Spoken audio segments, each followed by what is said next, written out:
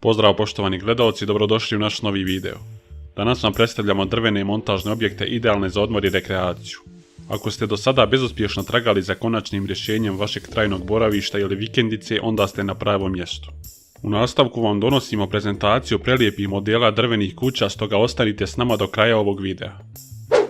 Ove kuće su izrađene od visoko kvalitetnog materijala sa ekonomičnom i brzom gradnjom u svim klimatskim zonama prilagođenim za stanovanje i odmor. Izgradnja kuće se vrši u svim veličinama i formi ovisno od želje kupca. Prilikom same proizvodnje klasičnih montažnih kuća koriste se provjereni materijali za koje se obezbjeđuje certifikat o kvaliteti materijala. Moderan dizajn i estetski izgled kuće odlično se uklapaju u prirodni ambijent, a same kuće nisu štetne za životnu okolinu. Cilj izgradnje objekta od drveta je bolji, zdraviji i savremeniji način stanovanja. Osim za stanovanje, objekti su namijenjeni za odmor gdje imate mogućnost uživanja i zdravog življenja u modernom objektu okruženi prirodom. Ovakav tip objekta je idealno rješenje za vašu vikendicu.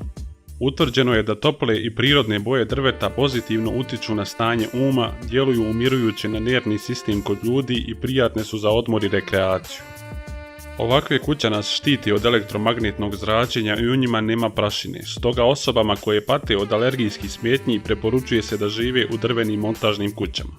Također je dokazano da montažne kuće bolje zadržavaju toplinu u odnosu na kuće od cigle. Zbog navedenog toplinskog svojstva drveta ovakve kuće su u ljetnoj sezoni hladnije, a zimi toplije. Dakle, u montažnim kućama nema potrebe za klima uređajima. Poenta ovog promovisanja je ideja da privučemo pažnju stranim izvođačima radova kako bi pokrenuli proizvodnju na našem području. Kuće trenutno nisu dostupne te vam iz tog razloga ne šaljemo kontakt informacije.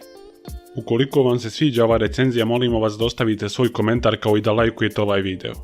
Ne zaboravite pogledati i ostale recenzije montažnih kuća na našem kanalu.